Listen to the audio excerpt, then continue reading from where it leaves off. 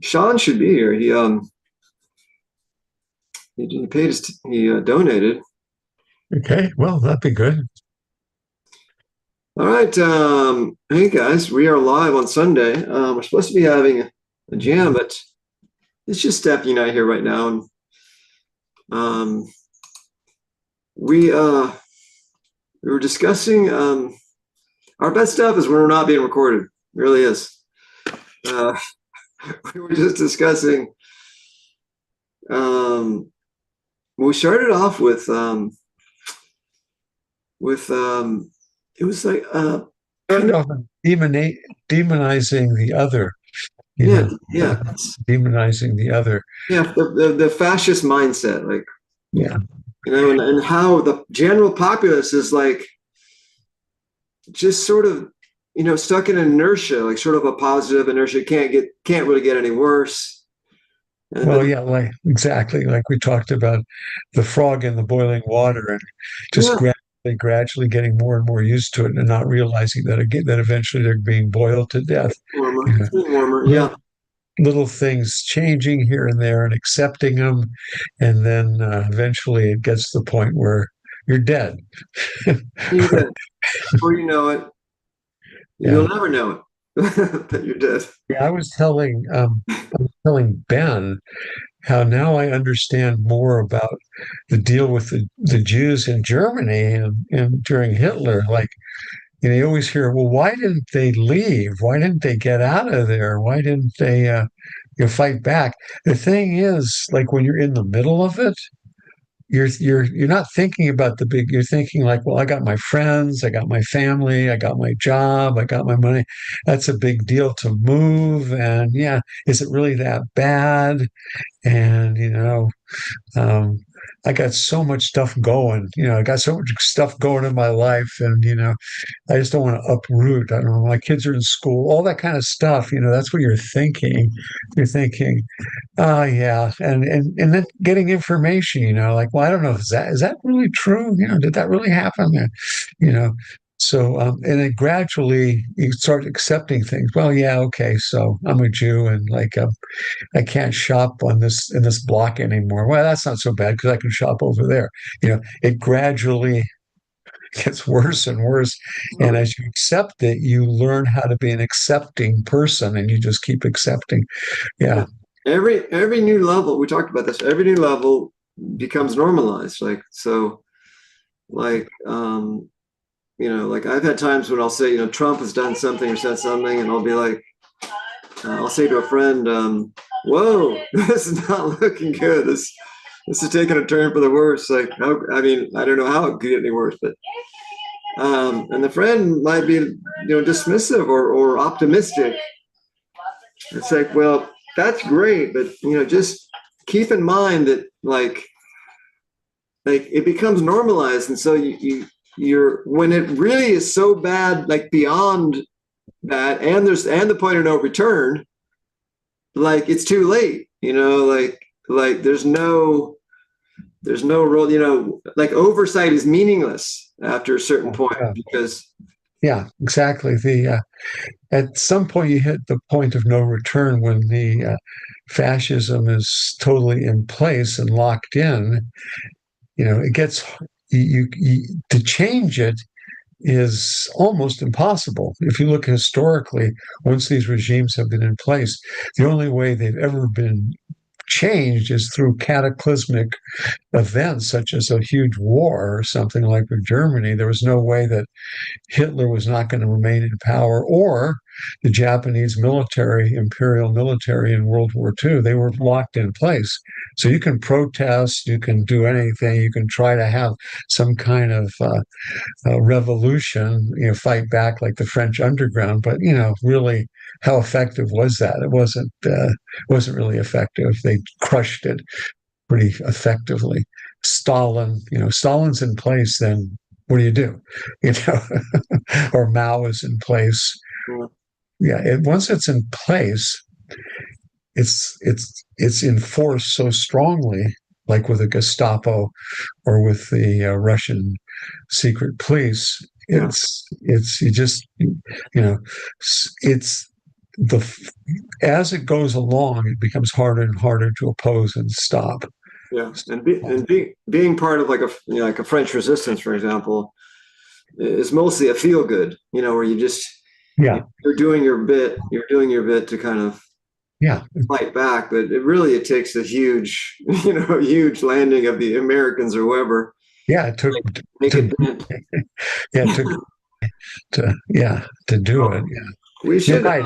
It's a feel good thing, and it really makes the resistance people feel good and to feel like they're doing something.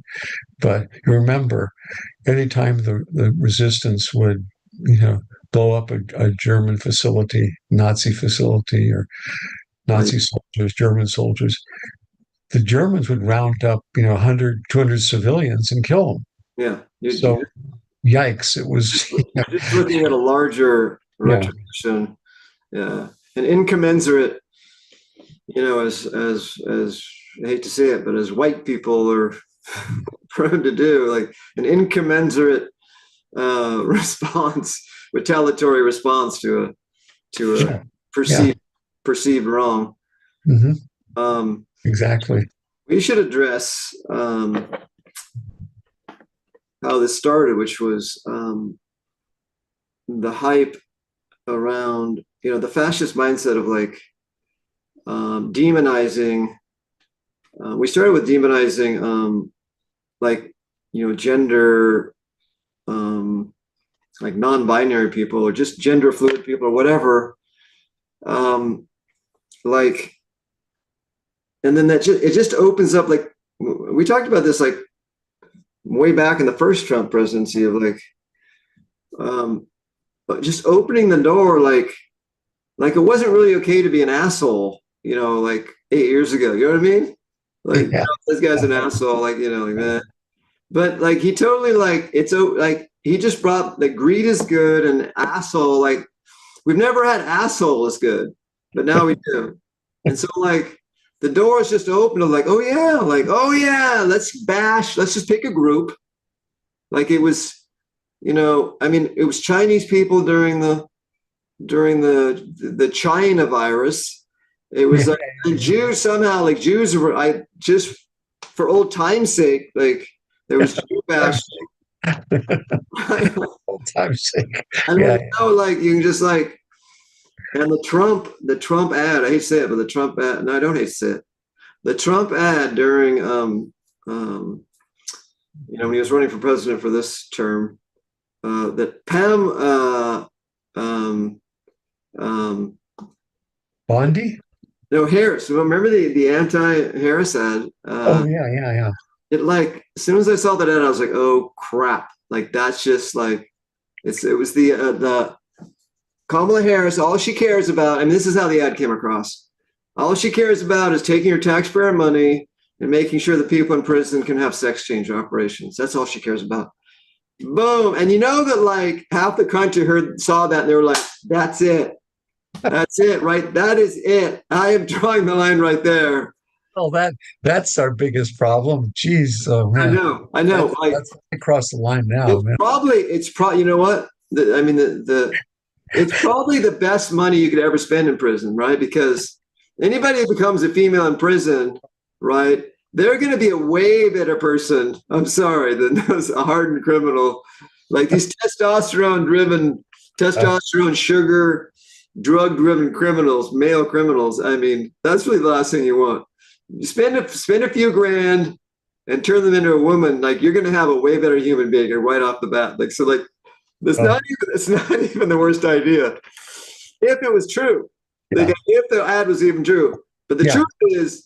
the truth is that Kamala just it was a federal decision in the 70s to like that if prisoners wanted, to Yeah. like needed, I think it's more like needed to anyway, if they needed to Yeah. transition in prison, that they could, they'd have that option. Not a really good idea in prison, actually. But But you'd have to be moved. Maybe yeah, it's yeah, yeah, yeah. But maybe, yeah. but No, the thing, it's a decision from like from yeah, Trump's heyday, the 70s. before, yeah, it was way before. It was way like it's not a Kamala Harris thing. Yeah. But Well, yeah, but Yeah. maybe it's a it's sort of a the MASH. Who was the guy in MASH that was always trying to get a Section 8? It was uh, Oh, the guy that was dressed like a woman all the time. yeah, yeah, yeah. Oh, I forget. Yeah, Forget that actor's name now. yeah. It's always, but maybe part of it's that in prison. Like, hey, if I transition to be a woman in prison, they'll move me somewhere else. It's just not like it's like a war zone, you know. Well, the thing, yeah, it's the the talk about threat. Let's talk about threat. So if we're talking about the trans situation, trans people are less. Check all this stuff out. Check it out. Trans people are less than 2% of the population, way less. And half of them are males to female. The other half, or maybe a little bit less than half, are females to male. So the effect on our society is pretty low, you know. And if you look at crime statistics, I mean, really, really investigate, you'll see that there's very low on that level No, too. And that's so it's all invented because it's just not a it's not it's really fact. not a threat. Yeah, It just fact. I mean, history has shown that facts have nothing to do with demonization. yeah. Like you wipe out a whole like what was the reason for wiping out a whole race in Rwanda in the 94 or whatever? It's like there was not, they weren't the TCs weren't doing anything. Like they weren't like there wasn't some demon race, you know, that was like or greedy or selfish. There's nothing. It was just Yeah. like you just make up anyway. We have a Yeah. guest. We have someone showed up Oh, for yeah. jam today, so we're out of here. But Oh, we need to okay. circle back. We need to circle back to um, sports. We also had a bit in there about sports and Yeah, just we got to go into fanaticism. sports. So we'll try to bring back next time. Fanaticism has gone too far. Okay, we'll try.